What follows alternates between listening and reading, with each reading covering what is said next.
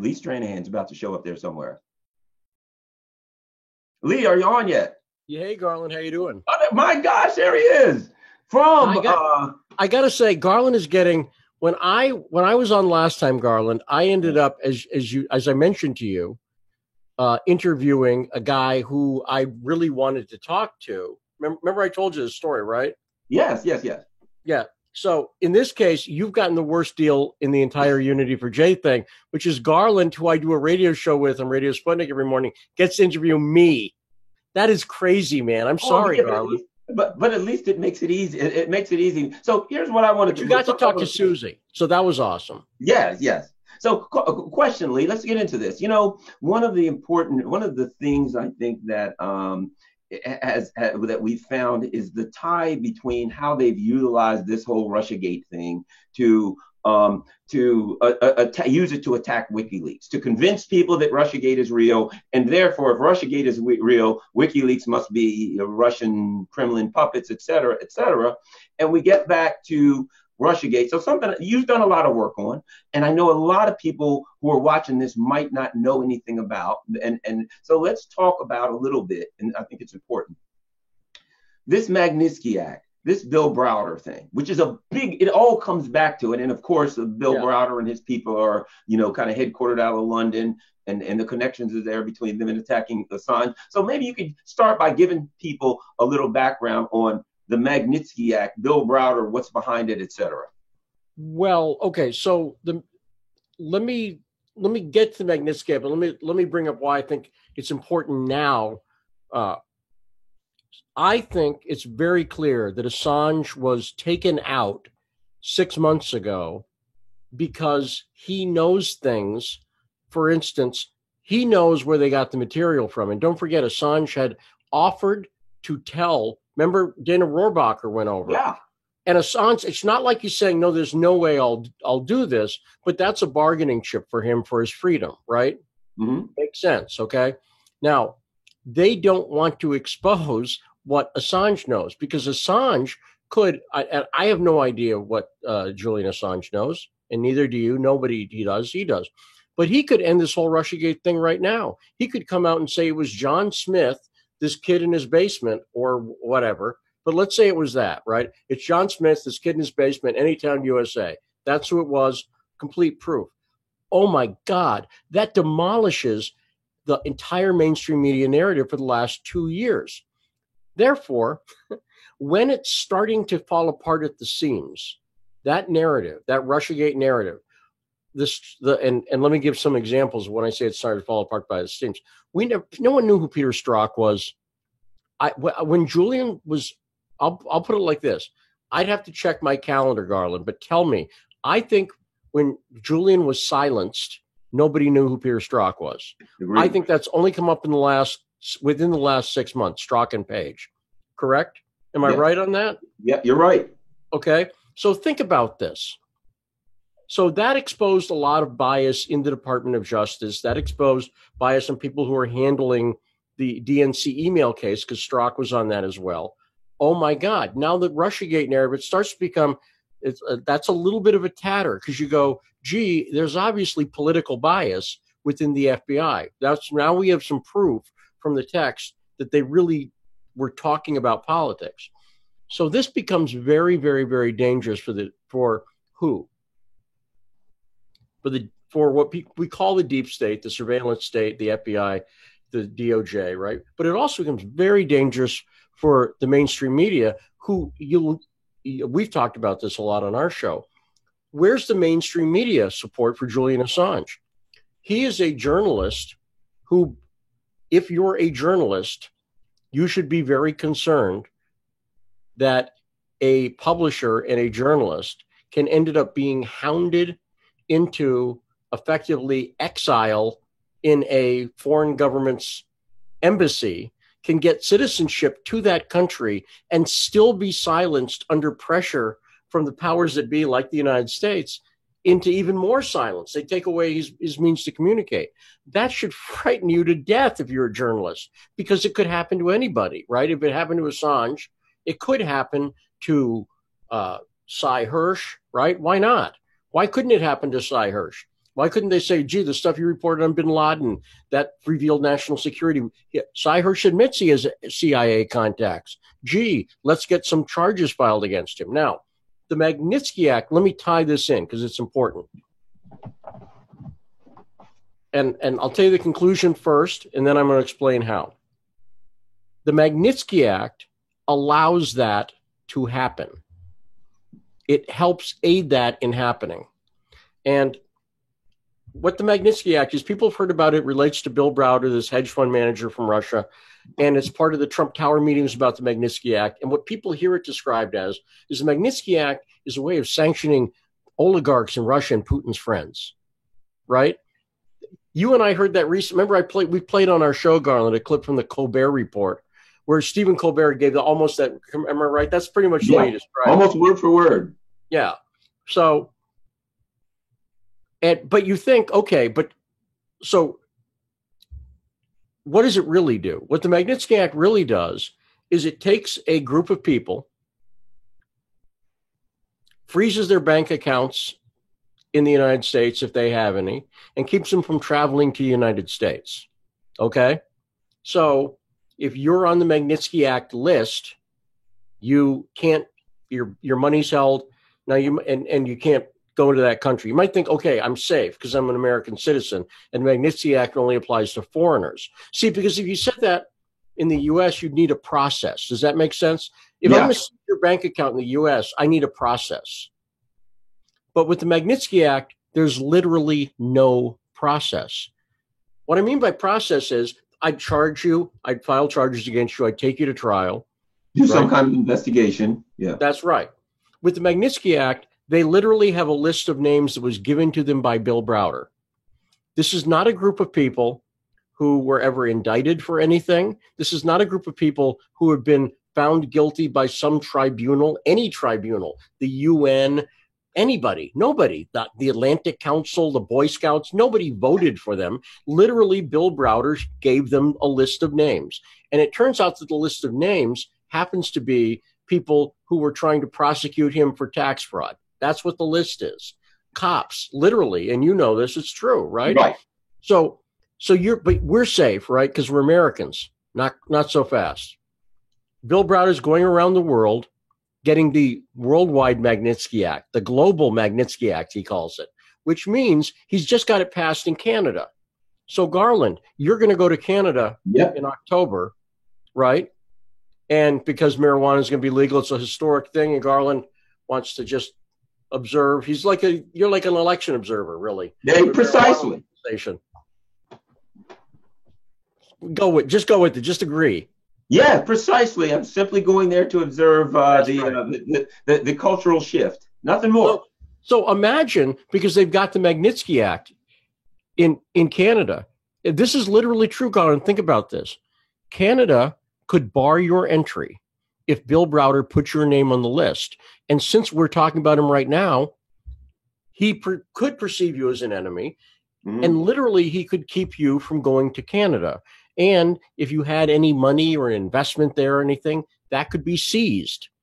And by the way, England, let's say you want to go to England to stand outside and protest. You know what? If England passes the Magnitsky Act, they're trying to do it in Australia. So this becomes a completely not even constitutional. There's no law and order to it whatsoever. It's simply if the name is on the list and it's given to you, nobody has to. And by the way, they're literally, it's not like, well, the UN needs to say Garland's not safe.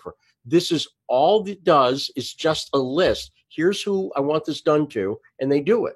And that's what happened with the Magnitsky Act. So think about that, and the repercussions for law and order. Now, it relates because all these guys, including Browder, are clearly against Assange, clearly against and forward the lie that he's pro-Russia, which he's not. Well, let me ask you this, and I think, as you said, the Magnitsky Act is a central. It is really one of the pillars, and many would argue that it was the opening salvo in this whole in the Cold War 2.2. So, for people who don't know, there are a lot of people that have heard of it. What is Bill Browder's claim that how he's been wronged, and based on your investigations, are his claims accurate? Well, we know it's not even just the people. We've had them on our show. I want to mention, if people want to really understand the Browder situation, there's a book by Alex Krainer called Grand Deception. If you Google that, you'll find it. There's a filmmaker named Andrei Nekrasov who made a film called The Magnitsky Act Behind the Scenes. I would highly recommend that. You can go to Magnitskyact.com to watch that film, and you should. And Lucy Commissar. Now, Lucy Commissar is a journalist who's been covering Browder for 2 decades. She's a frequent guest on our show, Commissar Report, Commissar with a K. Go look at the material that they've done. A book that's very detailed, a movie that is dramatic, very detailed, and shows a side of Browder that you never see on the air. And Lucy Commissar's work, which exposes offshore banking. And that's behind, see, the Browder thing's not really about Browder. It's about protecting a system of offshore banking, right, that allows corruption. Cayman Islands, Guernsey, and not just political corruption, but corporate corruption. And we've seen this over and over again, where they use corporations will use these offshore things to avoid taxes or that sort of thing. And it all relates, but it also relates to terrorism. It also relates to money laundering for the drugs. And of course, as soon as we talk about money laundering for drugs, we have to talk about the CIA. And the reason we have to talk about the CIA is because one of the CIA's, this goes back to, I know you were just reading a book on the Phoenix program in Vietnam, but one of the methods that the CIA has used consistently for decades is allowing dictators that we are keeping in place because we control them to have a drug trade. So those dictators can make a lot of money. We did that in Vietnam. We obviously did it with Noriega, but everyone knows about that now. And this is actually a pattern. So if you're going to let them do that, they need a system of offshore banking. Does that make sense? So when they talk about money laundering and stuff like that for drug cartels, the reason the government may not be pursuing that is they may know some transactions may show up that don't look good for them. So there's a lot of ways to approach this, but this kind of thing is why what the work that WikiLeaks has done has been so crucial, because WikiLeaks has exposed governments and corporations and weapons companies, and right, you see what I'm saying? And right. So this is not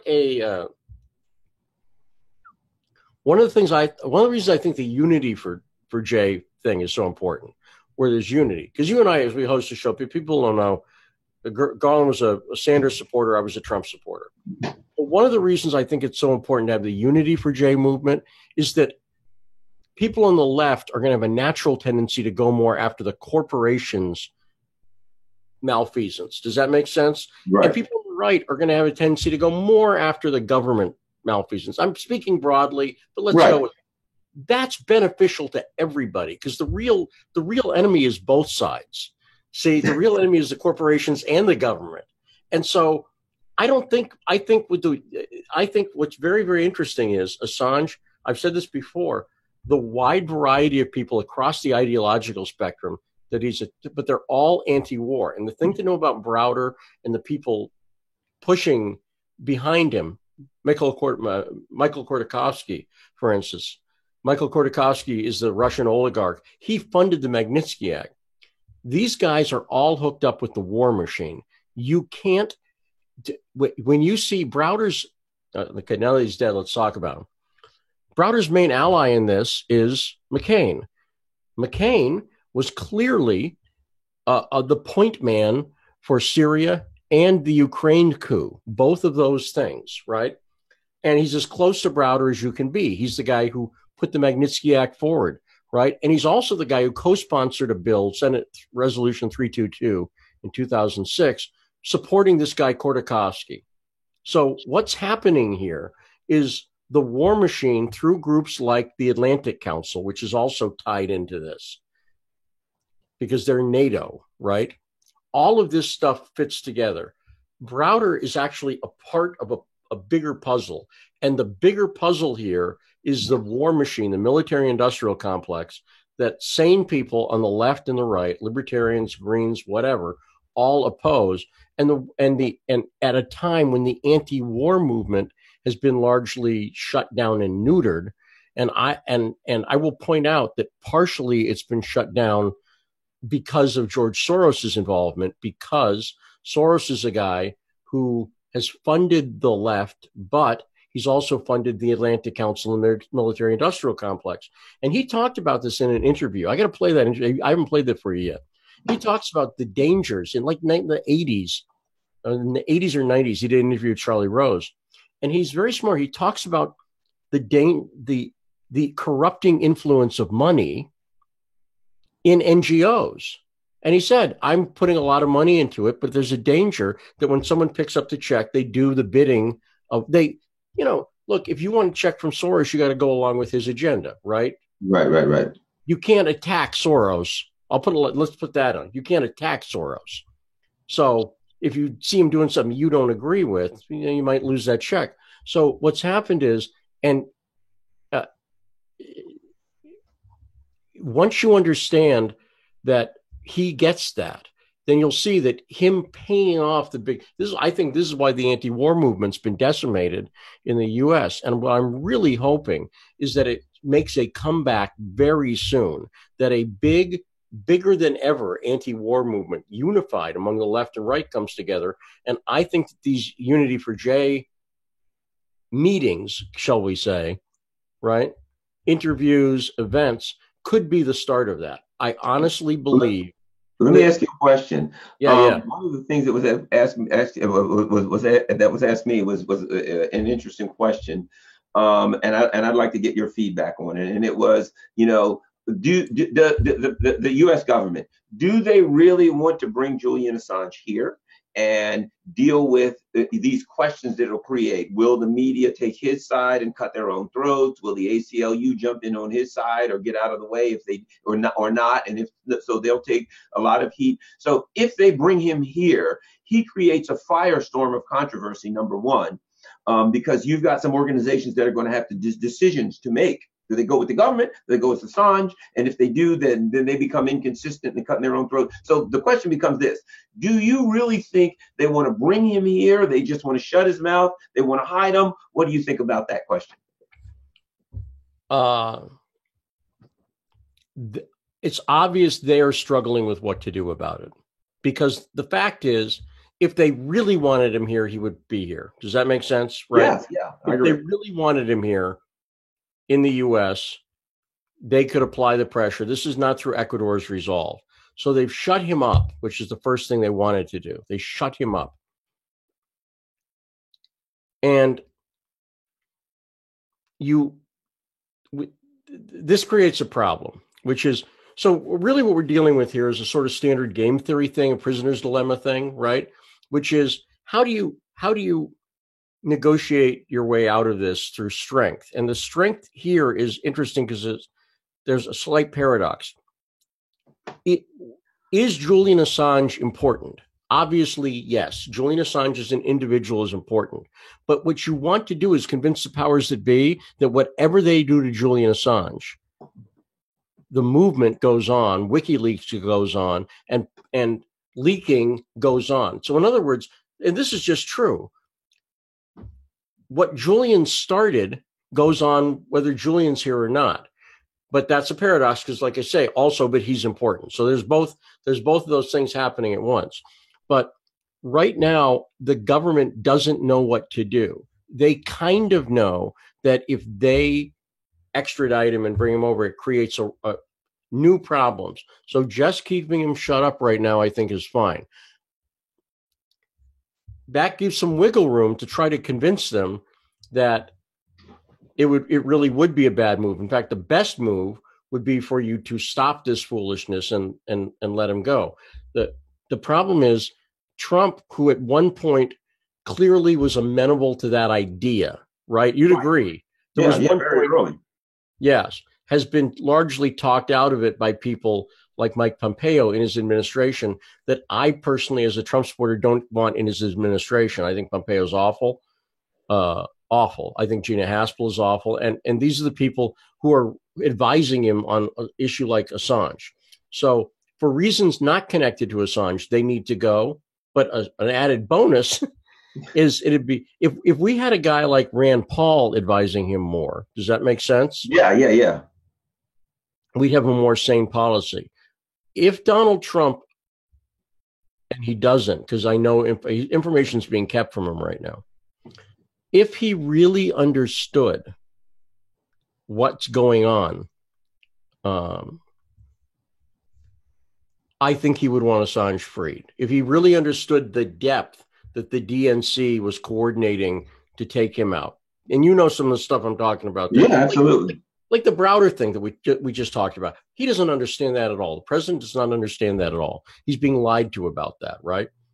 And the fact that if Trump understood the Browder thing, it would change everything. It would be a game changer because he'd realize that how much he was set up.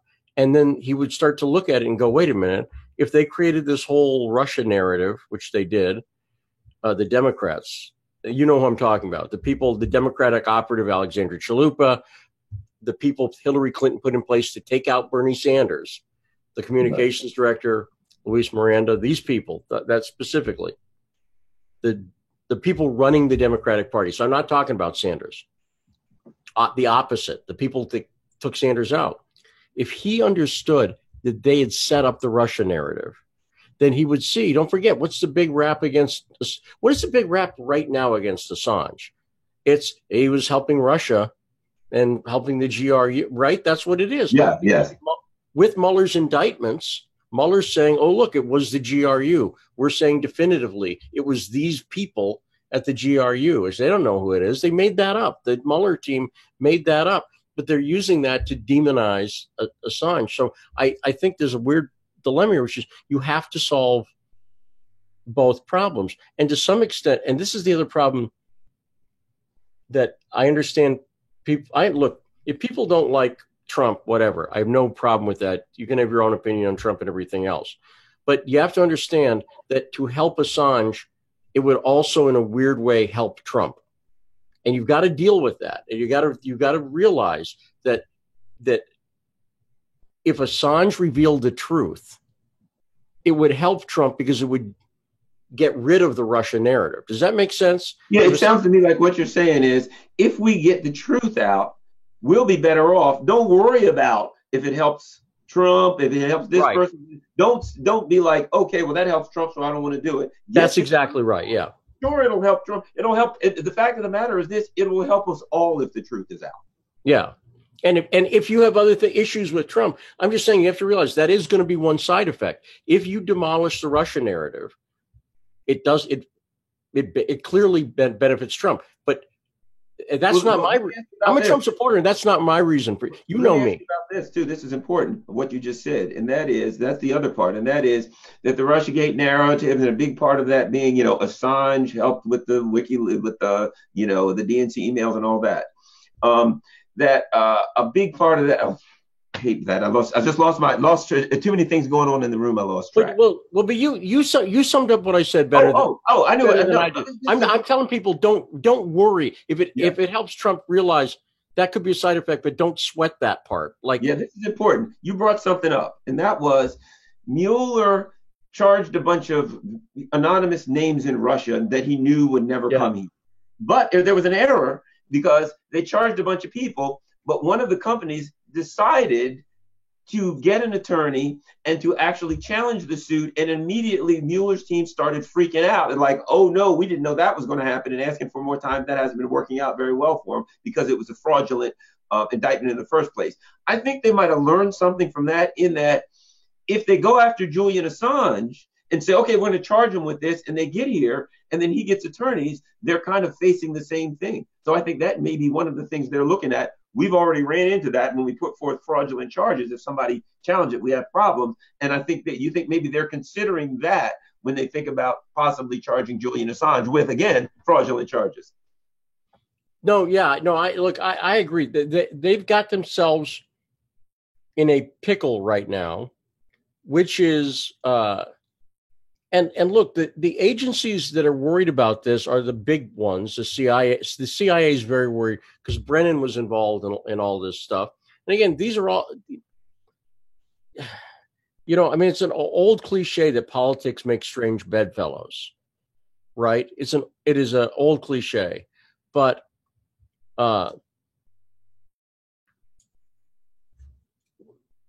the situation is so dynamic now. What I was trying to say, and I don't think I said clearly enough, is people need to realize that there's a shifting floor here, and that dynamics you may have thought were not possible a couple of years ago suddenly are necessary, not even possible, but necessary. Because so for instance, if you told me a year and a half ago I would be friends with George Galloway, I would have thought that was nuts based on the illusion that I had about George Galloway. And if you told Galloway you'll be friends with the Breitbart reporter, me, who worked for Steve Bannon, he would have thought that was nuts. Does that make sense? But what we found is on the anti-war issue and a number of other things, and just our approach to life, I love that guy. And you know what I mean? We're friends.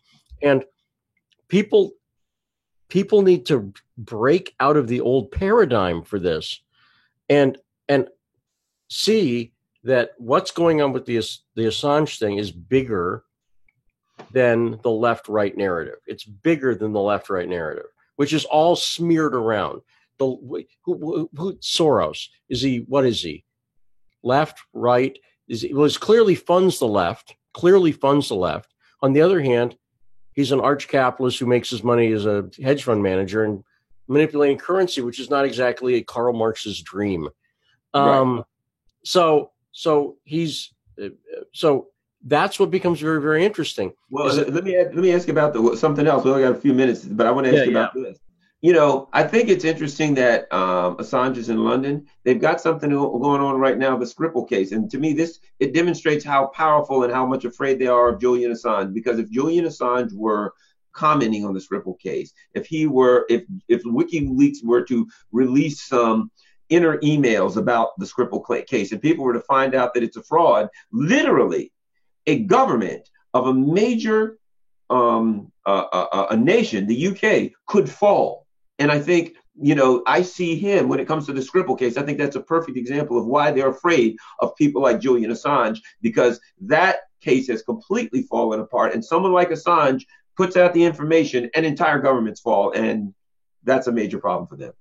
Yeah, no, it is. And also England was key in this whole Russiagate narrative. And we know Stefan Halper was a former MI6 guy, Christopher Steele, former MI6 guy, right? By the way, former MI6 guy, right? Is Steele, I don't know how former he is. They say the CIA, once in the CIA, always in the CIA. So is Steele, I believe he's got a company, but does he report back and tell people that MI6 stuff? What would your guess be? My guess is yes, right? So they all factor into these stories. And once again, they factor into people around the Magnitsky Act thing. The thing is, you know, I talked to Tom Luongo, a guy who we've had on the show a number of times today. He interviewed me for about 3 hours. It ended up with just a long 3-hour conversation about stuff. And I talked about how increasingly people have a sense, and it differs. The way they experience it differs, that they're being lied to on a major scale. Something is really wrong. And I use the cultural reference of The Fight Club and The Matrix, two 1999 films, which were both about a person, a guy, Keanu Reeves or Ed Norton, right, who are living a humdrum, drab life. But there's this whole secret world out there, and they gain access to it, and it changes their outlook on their boring, humdrum, normal life. They realize that's not reality. Reality is more, you see what I'm saying? Yes. This fake, this other world that was hidden to them, That's the reason those movies resonated with audiences thematically, is because we all kind of feel that way. Right. Right. And people experience differently. From if you live in New Zealand, it's going to be different than if you live in America or England or El Salvador. But around the world, Catalan, around the world, people are like, you mother hubbers are lying to me. Right. I feel like I've been had. I feel like, right, took. Yeah, misled, led astray. Led astray, right? So, but don't you, Garland, haven't you and your friends sort of had that sense for a few years? Yeah, like, am I looking at my TV or is my TV looking at me? Both 7. That's right, and that is the world right now, and it has been for a while. And what Assange does when he releases stuff like the DNC emails, it's a reminder that sense people have in the back of their heads is right. It's completely right. Oh my God, here is the Democratic National Committee colluding with the media. You see what I'm saying? Giving a candidate answers. Giving a candidate the question. Candidate answers. So stuff that you'd never. Oh, here's the DNC. One of the big WikiLeaks emails is Alexandra Chalupa, who I mentioned briefly before, sending a message to Luis Miranda, who's the communications director of the DNC. That WikiLeaks email proves that Ukraine and DNC were colluding. That is deadly to their case, and it was released by WikiLeaks. Right? That's the problem, isn't it? That's the thing that she can't deny it. Does that make sense? It's like right there. So it's clear she was sending info back to the DNC, to the highest, one of the highest people in the DNC, not a low-level person. And boy, that's really deadly to their narrative. So this sense that people had, this worldwide sense of like, I'm being lied to, and I know it. When WikiLeaks has come along again and again, and even them doing what they're doing to Julian right now, proves that spidey sense that people have that they're being lied to, they're doing this to Julian because you're right. They want to tell you it's a conspiracy theory. It's just crazy talk by pissed off Sanders supporters or crazy alt-right people or something like that. I'm not alt-right, but that's what they'd like to say, right? Look at what's happening to Julian right now. Tell me there's no deep state. Look at what's happening. Tell me there's no conspiracy. Right. Tell me there's no collusion. For us, it's somewhat academic. For Julian Assange, it's extremely real right now. Yeah, that's it. I understand he's having a lot of health problems. He can't, and just the simple, he can't go out to the pub to get fish and chips right now or whatever. You know what I mean? I mean, he can't, he's stuck. It's real to him. That is the deep state in action. It's not a conspiracy theory. The sense you have that if you step too far out of line, they'll shut you up. Right. There it is. Well, that's about our 30 minutes, Lee. I understand there's someone coming in next. Hopefully they will, hopefully Susie will take over here and bring John will be logging on any minute. He just texted me to say he's got the link. Now, okay. Who is? John Kiriakou. Oh, John. Wonderful. Yes, we work with him every day. Love the guy. He's great. He's a real truth teller and a person who really believes in getting the information out. And again, John's the guy who went to jail. John's the guy who, he stood up, whose career was gone and spent time in prison because he told the truth. So John Kiriakou knows where Julian's accounts. And people should know this, Lee, that Lee Stranahan has faced, you've had YouTube, since John is known, talk about what happened to you with YouTube, with your account. My entire YouTube account was deleted a little over a year ago. This was after I was pushing for Fire McMaster, which, knowing that McMaster told Donald Trump that the Ukrainian interference was a Russian propaganda effort, you must admit, Garland, I did get that Fire McMaster thing right. You got that 100% right, Lee. Yeah. Garland, a lot of times Garland and I as radio hosts will do predictions, and Garland gets them right a lot of times, like on election predictions, a lot of time he gets those right. The McMaster one, that was all you. That was me. And then, and in fact, if I remember correctly, one of the CNN hosts mentioned that they should go after you, and the next day it was gone, right? Yeah, Jake Tapper on CNN, who knows me personally because I've worked with him on stories before. Jake Tapper said, well, should the FBI look into this guy who's calling for Fire McMaster? He literally wanted, he said the FBI should look into me because I did a hashtag Fire McMaster.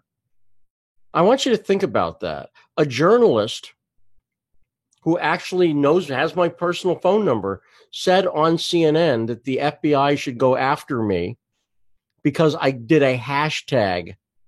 Think about that. And within 24 hours, what happened? My YouTube account was deleted. Yeah, my YouTube. And how long have you had that YouTube account? 10 years. I'm an early adopter of YouTube. In fact, I was at when YouTube was bought by Google. Mm-hmm. I was at a big YouTube event they had shortly after that up in San Francisco because I did work on 2007, 2008. I was on YouTube and I was doing work with the Obama Girl people. You remember that from 2008? Obama Girl. And I was doing videos with them, anti-John McCain videos and stuff like that. Because I was on the left at the time. And I'm an early adopter of YouTube, and they deleted 10 years, over 1,000 videos of mine, videos that I shot in Beirut, videos of my kid, just everything. And by the way, that's so, to me, it's so dangerous historically too, not for me, but for the other people it's happening to. All these Twitter accounts that they're deleting. I don't care if you like Roger Stone or not, but he's important and he's historically important right now in the story. So when they delete, when they suspend, when they kick Roger Stone off, let's say, off Twitter, you have no access to any of his old tweets either. So as a researcher or a journalist who, if you could hate Roger Stone, I want to look up what he said. You have no easy way to do that now.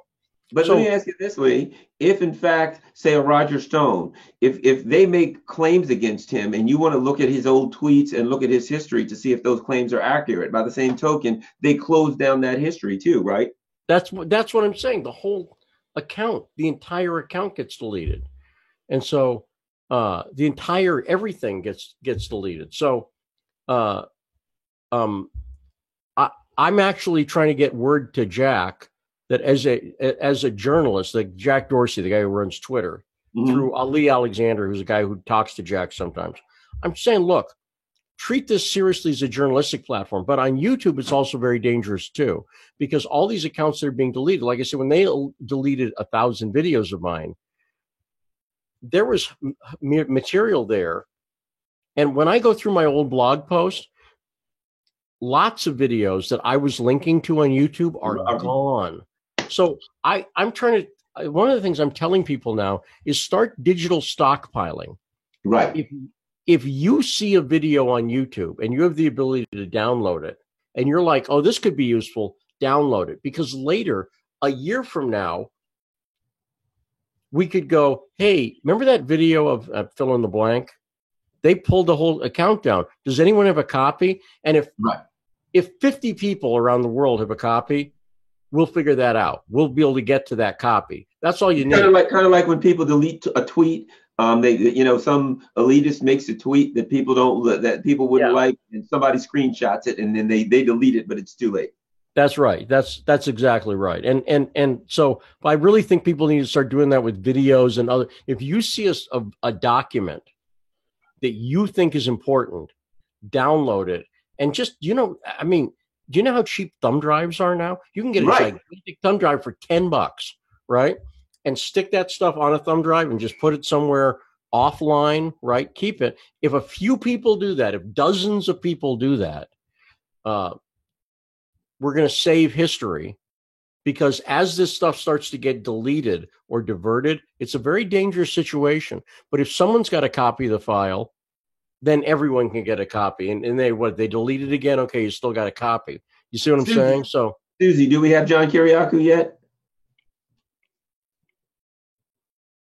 Apparently we don't have John Kiriakou. Just let us know when he's ready. We don't even have Susie. I was about to say. Well, so let me go. Let me do this, because you've been very nice and been interviewing me the way. So while we're waiting, I'm going to interview you.